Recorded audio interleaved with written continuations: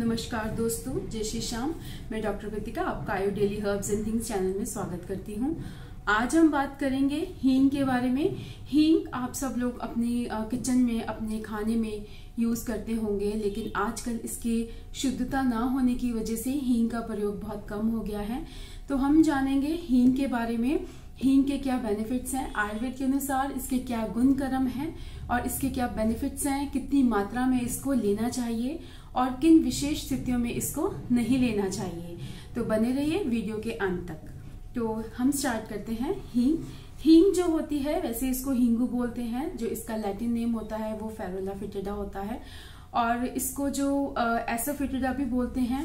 हींग जो होता है वैसे एक वृक्ष का निर्यास ही है। हींग जो है एक गोंद की फॉर्म में यूज किया जाता है। हींग को एक गोंद ही होता है जो हम हींग यूज करते हैं। तो हींग जो है, इसकी शुद्धता क्या है, कैसी हींग होनी चाहिए। तो वैसे तो हीरा हींग होती है और एक तालवी हींग होती है, लेकिन कौन सी उत्तम हींग है, देशी हींग के मुकाबले जो काबुली हींग होती है वो ज्यादा उत्तम मानी गई है। इसके बाद हींग की शुद्धता कैसे हम चेक कर सकते हैं। हींग को पानी में थोड़ा सा घोलकर आप उसे घिसिए। अगर वो दूधिया वर्ण का हो जाता है, दूध जैसा, तो वो हींग शुद्ध मानी जाती है। बाकी अगर जो नकली हींग है वो ऐसा कुछ नहीं होगा।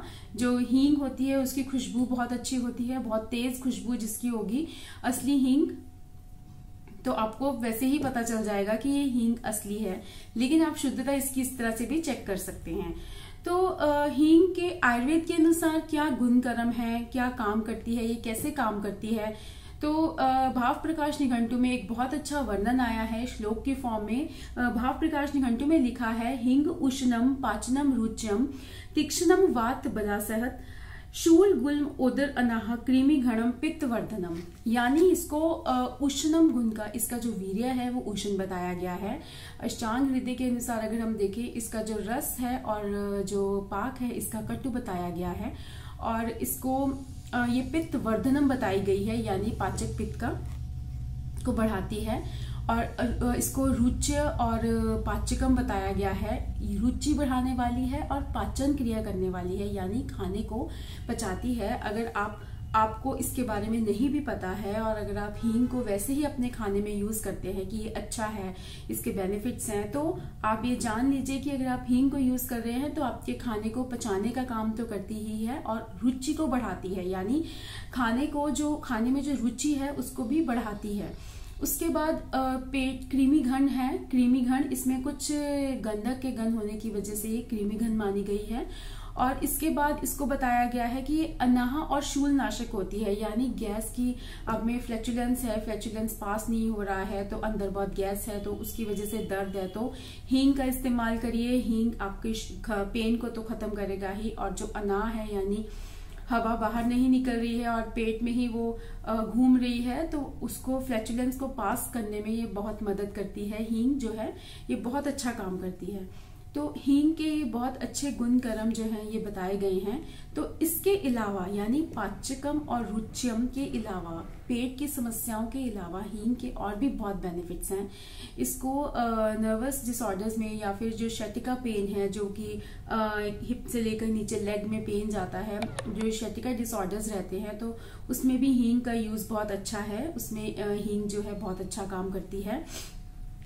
इसके बाद जो हींग के यूज देखे गए हैं, बच्चों को पेट में दर्द रहता है, छोटे बच्चे बता नहीं पाते हैं, पेट में दर्द होता है, या फिर कॉन्स्टिपेशन रहती है, पेट साफ नहीं होता है और वो बहुत ही दर्द से रोते हैं, तो आप पानी में घोलकर हींग को थोड़ा सा उनकी नाभि पर लेप करिए आसपास, तो उनका पेट जो है बहुत जल्दी साफ भी हो जाएगा और जो दर्द है खत्म हो जाएगा और वो बिल्कुल ठीक हो जाएंगे थोड़ी देर में।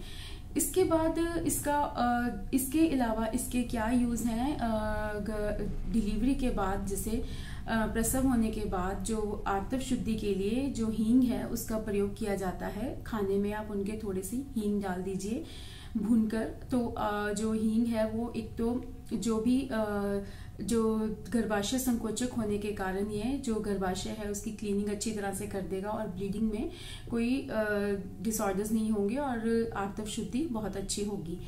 इसके बाद दांतों में इसका बहुत अच्छा रोल है। दांतों में कीड़े लगे हैं और कीड़ों की वजह से दांतों में दर्द होता है, तो आप थोड़ी सी हींग रख दीजिए दांतों में और उसको दबा लीजिए और दांतों का जो दर्द है वो खत्म हो जाएगा। हींग को आप लहसुन के साथ या फिर सेंधा नमक साथ में डालकर आप इसका तेल बनाकर अगर आप कान के रोगों में डालते हैं तो इसमें भी बहुत ही बेनिफिट करता है। हींग का जो एक कल्प आता है वो है हिंगवाष्टक चूर्ण। हिंगवाष्टक चूर्ण लेने से जो भी आपकी इंटेस्टाइन की प्रॉब्लम्स रहती हैं, पेट साफ नहीं होता है या फिर अनाह रहता है, गैस पास नहीं होती है, उसकी वजह से पेट भारी भारी रहता है, फूला रहता है, तो अगर आप हिंगवाष्टक चूर्ण का कल्प इसके यूज करते हैं तो उसमें बहुत बेनिफिट्स रहते हैं। इसके बाद विशेष इसमें यह रहता है कि हींग जो है वो किन स्थितियों में नहीं लेनी चाहिए। एक तो हींग को हमेशा घी में भूनकर ही लें, और दूसरी बात हींग को जो गर्म प्रकृति वाले लोग हैं जिनकी जो तासीर है वो गर्म रहती है, वो इसको बहुत ही ध्यान से लें या फिर थोड़ा कम मात्रा में लें, क्योंकि जो हींग है ये वैसे ही पित्तवर्धक और उष्णम है, तो या फिर वो अपने विशेषज्ञ की सलाह से ही लें। इसके बाद अगर इसकी मात्रा देखें कि कितनी मात्रा में हम यूज कर सकते हैं, तो इसकी आप 125 से 250 mg की मात्रा तक आप हींग को यूज कर सकते हैं।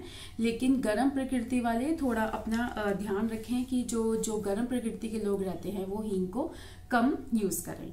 तो आज के इस टॉपिक में हींग के बारे में इतना ही रहा। हींग जो है अग्निदीपक और रुचिकारक तो होता ही है, साथ में इसके औषधीय गुण भी बहुत हैं। जो घुटनों में दर्द के पेशेंट्स रहते हैं, उनको घुटनों में दर्द रहता है, अगर वो इसका लेप कर उस पर लगाते हैं तो एंटी इन्फ्लेमेटरी प्रॉपर्टी होने की वजह से हींग उसमें भी बहुत बेनिफिट करता है।